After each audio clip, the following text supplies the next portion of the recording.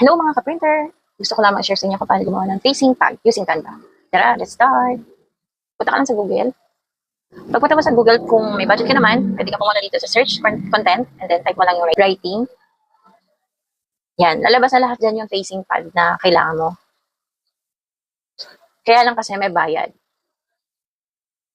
Pero at least hindi ka na mag-i-edit pa. Pero kung nagtitipid ka at gusto mo pa rin gumawa, punta ka lang sa home. Yung home. Yan yung home. Click mo lang yung home. Then, pwede kang mag-resize ng size ng papel. Pero ako kasi, ginagamit ko na talaga is yung landscape ng Canva. So, ito yung A4 size landscape. Punta ka dito sa element. Type mo lang yung line. Or ito na, nasaan na naman na. So, lalabas na lahat ang line na kailangan mo. Bali, ito yung kailangan kong line. Ayan. Then, may pattern naman si Canva. So, hindi ka mahihirapang gamitin si Canva. Ayan, nakita mo na kagad yung line, di ba?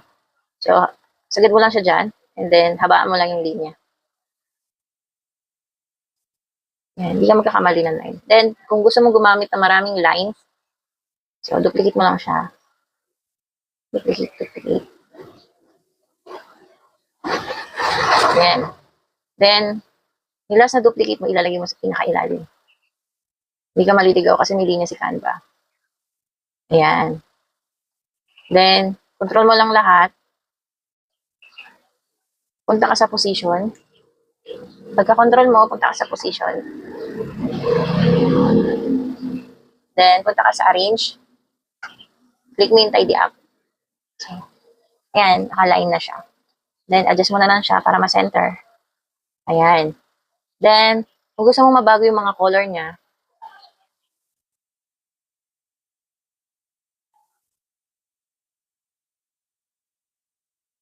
click mo lang yung line. So, ito, may arrow, may line color dito sa taas. Then, click mo lang yan.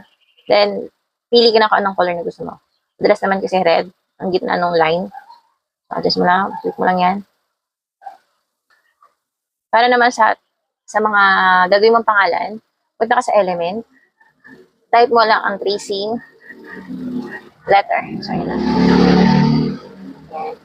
Huwag mo lang i-click yung may mga crown kasi ang tawag dyan pro. So, hanap ka lang dyan na hindi pro. Pero ang laki talaga ng advantage kapag pro ka. Isa sa hindi. Kasi pag pro, paano yung gusto mo, makiklik mo kagad.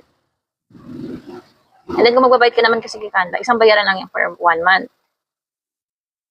So, hanap ka lang ng hindi katulad na itong A. Ayan. Adjust mo lang siya. Sa gusto mong size. So, pag small letter, diba, red to black. So, ayan. Then, kung gusto mo lang siyang i-duplicate, plus ka lang. Mga ka-printer, kung may natutunan ka, baka pwede mo namang i-like at i-share ang aking video. At baka pwede ka rin mag-comment kung taga saan ka para alam ko kung hanggang saan umabot ang aking video.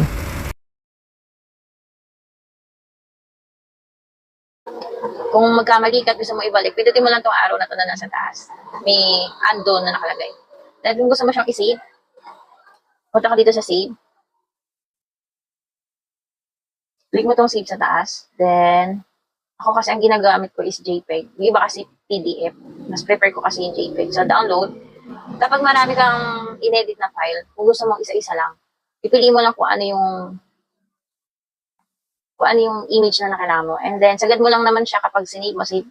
Sagad mo yung size niya, and then yung quality, and then download. Tapos yun, napapasok mo siya sa download mo sa desktop. So yun guys, sana may natutunan kayo sa aking short video. Thank you for watching!